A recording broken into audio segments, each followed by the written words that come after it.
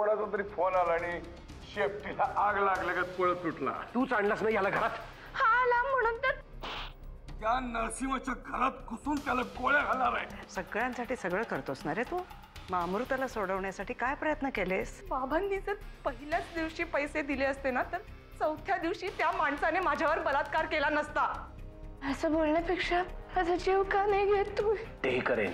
माझी अमृता जर माझ्यापासून दूर गेली ना तर तेही करेन मी. ताई, काय चाललंय घरात? मला सांग ना. ए ताई. काय? काही नाही. भाऊजींनी आर्यन दादाला घरातून बाहेर का काढलं? तू ड्रेस घालून त्याला भेटायला गेली होती म्हणून ते चिडले का? मी त्यांना जाऊन सांगतो की ती आयडिया माझी होती म्हणून. नाही नाही गण्या, तू बोलून आणखीन काही वाढवू नकोस बाबा. आणि तुला माहितीये ड्रेस घातलेला त्यांना चालतो. मग नक्की काय झालंय? काही नाही. 4 दिवस झाले तू आणि आत्याबाई मला अमृताताईच्या खोली जाऊ देत नाहीये. तुला जायचं असेल तर जा आता. मग आधी का अडवत होतीस? अरे ते आता तू एकटीच रडत बसल्यावर मी काय समजायचं? तुला काय करायचंय रे समजून? पोलीस मोठ्यांच्या गोष्टीमध्ये लक्ष घालू नकोस. का लक्ष नको घालू? आता मी रडत बसलो असतो तर तू मला विचारायला आली असतीस ना. आणि मी समजा सांगितलं असतं की काही नाही झालंय तर तू माझं ऐकलं असतंस का? मी तुला रडताना नाही बघू शकत ताई. काही नाही रे, आई बाबांची आठवण येत होती म्हणून. ताई, आता मी इतका लहान नाही राहिलो की तू काही सांगशील आणि मी ऐकून घेईन. ठीक आहे, तुला सांगायचं नसेल तर नको सांगूस. मी आपलं काय ते समजून घेईन. नाही गण्या, अरे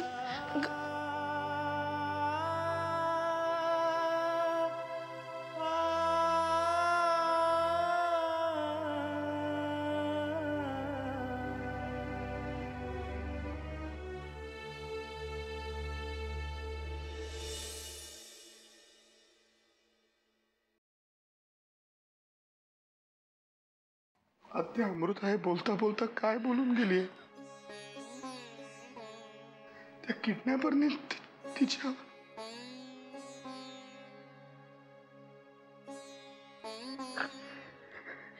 खरंय का आत्या?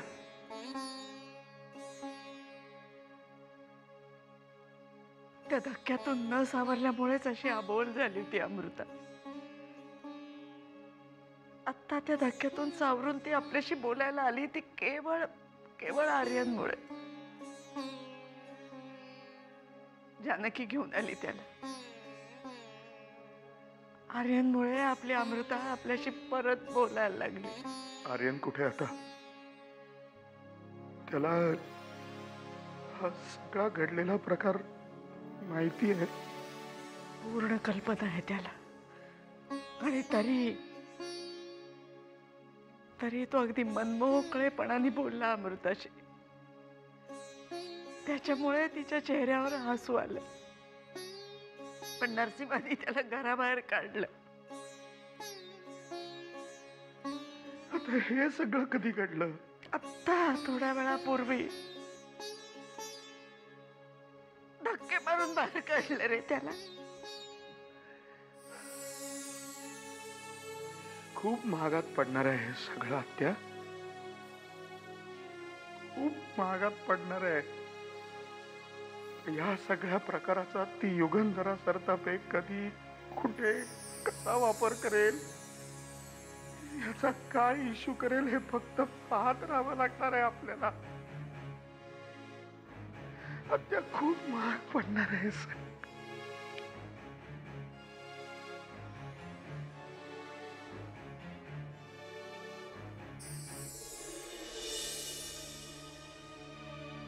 निघ इथून, नाही तर धक्के मारून बाहेर काढीन. आता गोळ्या घालीन मी तुला. चले निघ.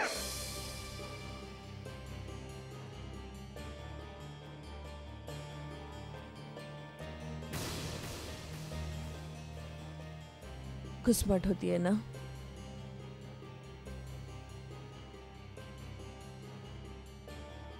मनात एखादी गोष्ट दाबून ठेवली, कोणालाही सांगितली नाही ना की अशीच घुसमट होते. त्यामुळे मनात जे काही आहे ना ते सांगून टाकावं. मन मोकळं होतं.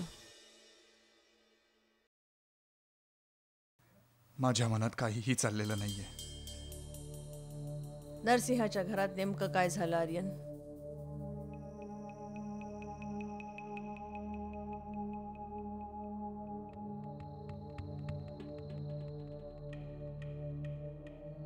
मम्मा तुला सांगितलं ना, काही नाही. मी फक्त अमृताला भेटायला गेलो होतो. जना माझ्याशी खोटं बोलणार नाही. आणि तो म्हणाला की तुझे आणि नरसिंहाचे वाद झालेत. मम्मा मी तुला सांगितलं ना, काहीही घडलं नाहीये असं.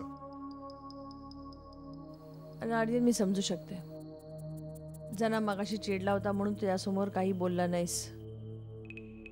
पण आता माझ्याशी तरी बोल. माझ्यापासून का गोष्टी लपवून ठेवतोयस?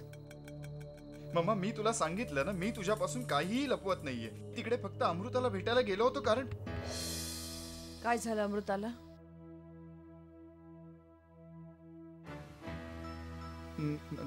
काही नाही. म्हणजे ती अजून शॉक मध्ये आहे ना, म्हणून तिला भेटायला गेलो होतो. बाकी काहीच नाही.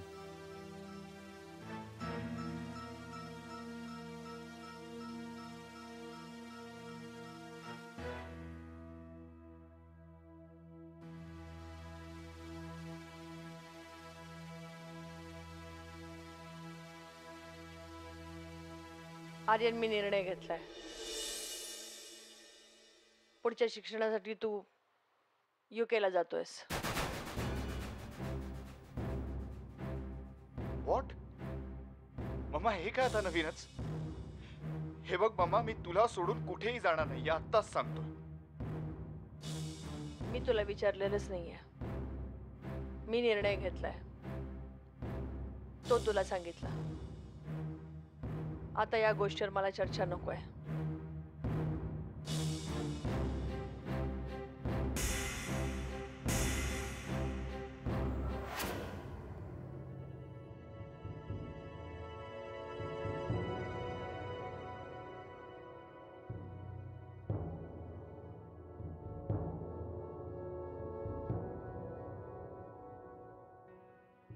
अमृता,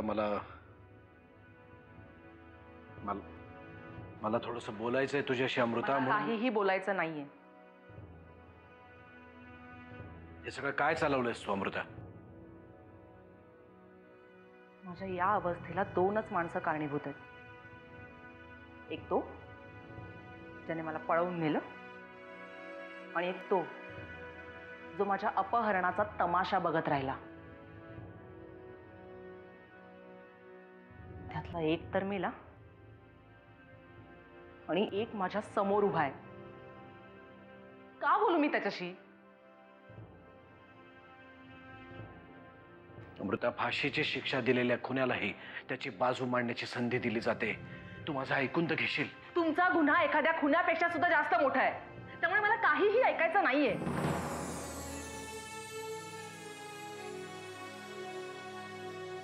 माझ्या नशिबात जे भोग लिहिलेत ना, मी भोगतेच आहे आणि या पुढेही भोगत राहील. पण त्याचा तुमच्याशी काहीही संबंध नाहीये. संबंध नाही कसा काय अमृता? बाप आहे मी तुझा. हो ना? मग याची आठवण त्या वेळेला व्हायला हवी होती जेव्हा त्यांनी मला उचलून नेलं. किती रुपये मागितले होते? 5 कोटीच ना? तुम्हाला द्यायला जड झाले होते? प्रश्न पैशांचा नव्हता बाळा. मग कसला आहे? नीतिमत्तेचा का स्वाभिमानाचा? मला त्या हरामखोराला धडा शिकवायचा होता. माझ्या स्वतःच्या हाताने त्याला ठेचून मारायचं होतं मला. तुम्ही काय त्याला धडा शिकवणार? धडा तर त्यानेच शिकवलाय तुम्हाला, आयुष्यभर लक्षात राहील असा.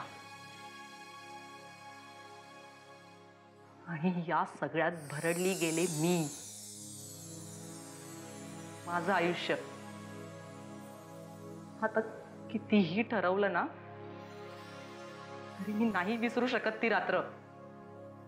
आणि जेव्हा जेव्हा ती रात्र मला आठवेल ना तेव्हा तेव्हा हातावर हात ठेवून बसलेला नरसिंह किल्लेदारही दिसेल. अमृता, अगं काय बोलते तू दादाला? बरोबर तेच बोलते मी परशू काका. जीवावर उदार होऊन तू मला वाचवलेस आणि त्यासाठी मी वाटेल ते करीन, पण या माणसाशी एक शब्दही बोलणार नाही. बोलू नको ग पोरी. तो वाल्याचा वाल्मिकी झाला ना, तो तुझ्या बापामुळे झालाय. माझा दादा म्हणजे देव आहे माझ्यासाठी, देव. असं बोलू नको ग पोरी, माझ्यासमोर असं बोलू नको, ऐकवत नाही मला. तुला सांगतो, या वाल्याचा वाल्मिकी ह्यानी केला की नाही, मग या वाल्मिकीने तुला वाचवलंय ग बाई. काका प्लीज, ह्या माणसाची रदबदली माझ्याकडे कुणीही करू नका, कारण यापुढे माझा आणि ह्यांचा काहीही संबंध नाहीये. कायदेशीररित्या नाता तोडायची काही तरतूद असेल ना तर तीही पूर्ण करूया.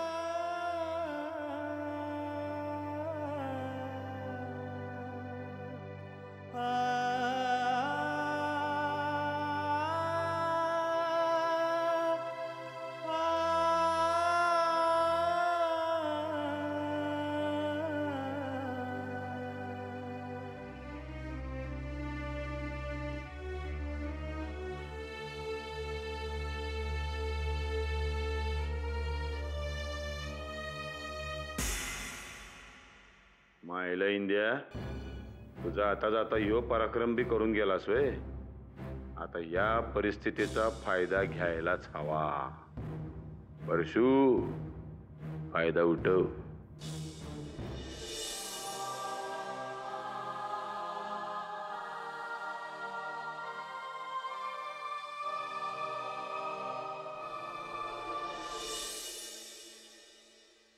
युगंधरे, मी असं ऐकलंय की तू म्हणे आर्यन बाबाला फॉरेनला पाठवतेस शिक्षणासाठी.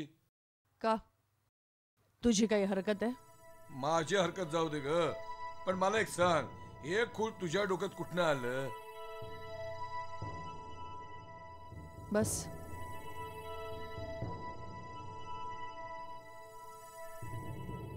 अगं मी काय विचारतोय, हे खूळ तुझ्या डोक्यात आलं कुठून? कारण आज सकाळी जे काय झालं ते पाहिल्यानंतर मला असं वाटतं की आर्यन इथे राहिला तर विनाकारण तो माझ्या आणि नरसिंहाच्या भांडणात ओढला जाईल. काय हरकत आहे ग? तुझा वाद तो त्याचा वाद नाही वय. नाही, मी पुन्हा पुन्हा सांगते तुला जना, नरसिंह हा काही साधा सुद्धा खेळाडू नाहीये. आणि नुकत्याच मिसरूड फुटलेल्या आर्यन सारख्या मुलाला नरसिंह नावाचं वादळ झेपायचं नाही. ते आता वादळ नाही राहिले, त्या वादळाची झुळूक झाली. काय कामाचा राहिला नाही तो नरसिंह. घरातल्या छोट्या मोठ्या कुरबुरीने तो वैतागलाय हे खरंय, पण जेव्हा बाहेरच्यांशी लढण्याची वेळ येईल ना तेव्हा तो पुन्हा पहिल्यासारखा आक्रमक होईल.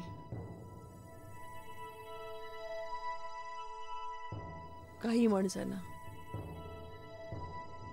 आर्यन माझ्यापासून लांब होता तेच बरं होतं. मी असं ऐकलंय की कर्व एक बातमी घेऊन आला होता हैलेबाईकडून आणि तू ती छापायला नकार दिलास. गल्लत करतोयस तुझा ना.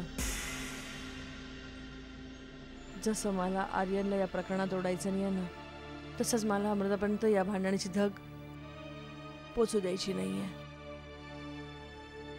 राहिला प्रश्न नरसिंहाला संपवण्याचा, तर त्याला संपवण्याचे माझ्याकडे अनेक मार्ग आहेत.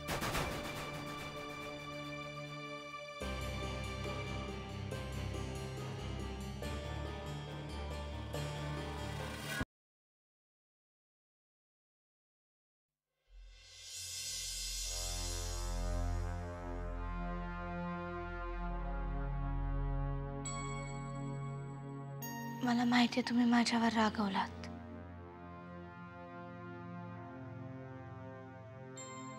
पण माझ्यावरचा राग स्वतःवर नका काढूत. जेवून घ्या.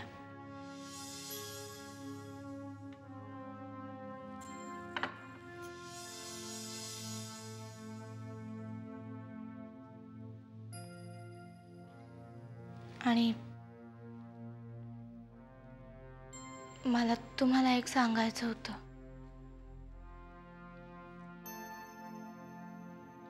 मी रमावतीला चाललीये. परत कधीच तुम्हाला त्रास द्यायला नाही येणार.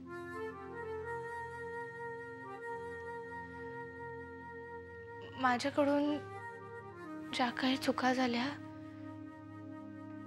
त्याच्याबद्दल जमलं तर मला माफ करा.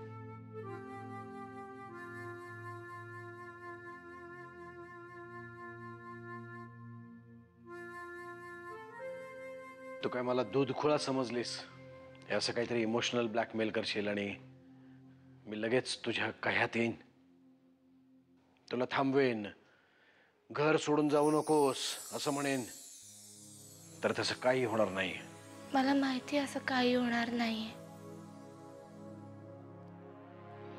आणि असं काही व्हावं अशी माझी इच्छा पण नाहीये. खरं तर या क्षणाला मरण आलं तर बरं होईल असं वाटतंय मला. ते सगळं पाठ आहे का मला? घर सोडून जाते या धमकीचा परिणाम नाही झाला की मग जीव देईन ही धमकी. ही धमकी नाहीये, मनातली इच्छा आहे फक्त. नाही, इच्छा पण नाहीये. एक वंगाळ विचार जो आला आणि निघून पण गेला.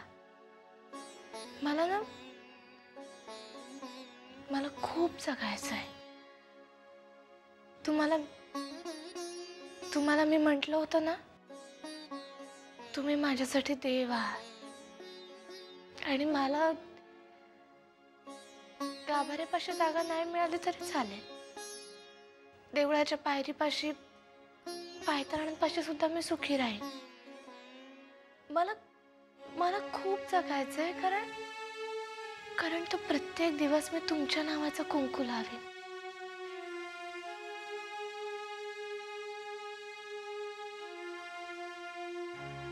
तो अधिकार माझ्यापासून कोणी नाही ना काढून घेऊ शकत.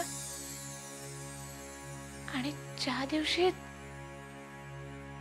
तोही अधिकार माझ्याकडून काढून घ्याल तेव्हा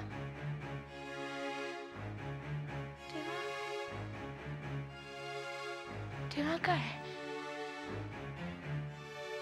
आपोआपच संपेन मी. दिव्यातलं तूप संपल्यावर दिवा आपोआप पेचतो ना. वेगळी फुंकर मारून नाही विझवावा लागत.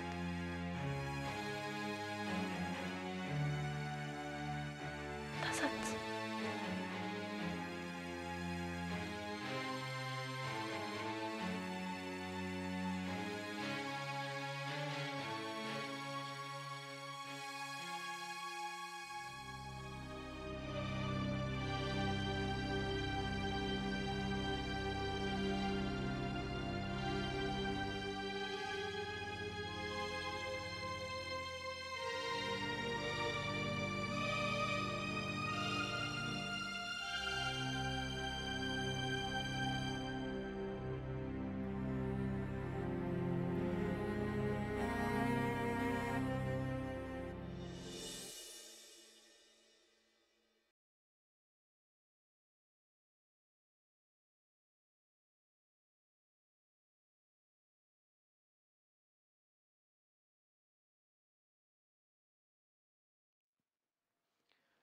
जानकी,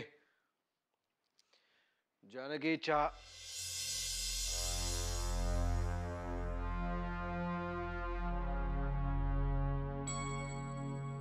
मी रमावतीला चाललीये.